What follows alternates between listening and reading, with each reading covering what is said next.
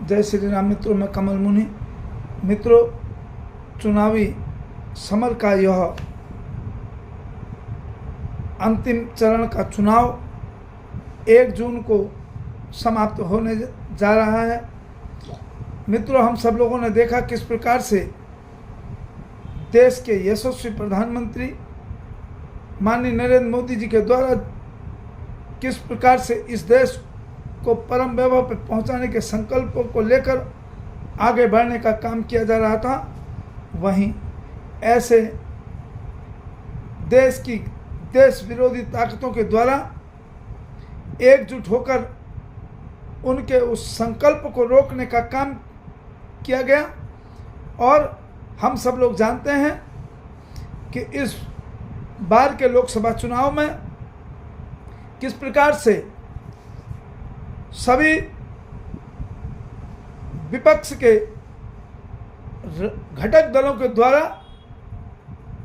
कितने अमर्यादित शब्दों का प्रयोग करके भारत की छवि को धूमिल करने का काम उन सब के द्वारा किया गया, जिससे भारत की छवि धूमिल हो और इस देश के प्रधानमंत्री जैसे पद की गरिमा को भी गिराने का काम ऐसे विरोधी दलों के द्वारा किया गया। और हमने देखा यह चुनाव कितना महत्वपूर्ण चुनाव था। यह चुनाव कितना महत्वपूर्ण चुनाव है, जिसमें देश के प्रधानमंत्री जी के द्वारा एक और राष्ट्र को परम वैभव पर पहुंचाने का काम करने का संकल्प को लेकर उनके द्वारा इस चुनाव को आगे पहुंचाने का काम किया जाना था। वहीं दूसरे राजनीतिक दलों के द्वारा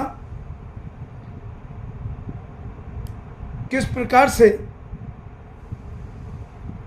उस पद की गरिमा को बिगाड़ने का काम, धूमिल करने का काम किया गया, जिसमें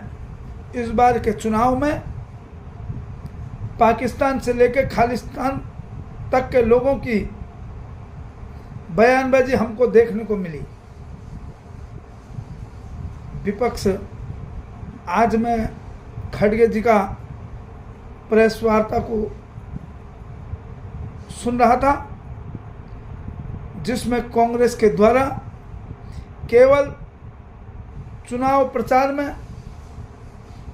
चुनावी समर में केवल इस चीज़ का ध्यान दिया गया कि मोदी जी ने कांग्रेस का नाम कितनी बार लिया, मोदी जी ने मंदिर का नाम कितनी बार लिया, मोदी जी के द्वारा इंडिया कितनी बार कहा गया, मोदी जी के मुंह से कितनी बार मोदी शब्द को पुकारा गया। वह केवल और केवल इस चुनावी समर में यही देखने का काम कर रहे थे, जिससे पता लगता है कि कांग्रेस की स्थिति कि वह उनका काम केवल मोदी जी के द्वारा बोले गए शब्दों की काउंटिंग में सब लोगों को लगाया गया। और माननीय नरेंद्र मोदी जी देश को परम वैभव पर पहुंचाने के संकल्प को पूरा करने के लिए अपनी ऐतिहासिक रिकॉर्ड रैलियों के द्वारा उन्होंने राष्ट्र को परम वैभव पर पहुंचाने का काम किया। मेरा सभी से निवेदन है, 1 जून के अंतिम चरण के चुनाव में आप सभी से निवेदन करता हूं कि अपने इष्ट मित्रों के द्वारा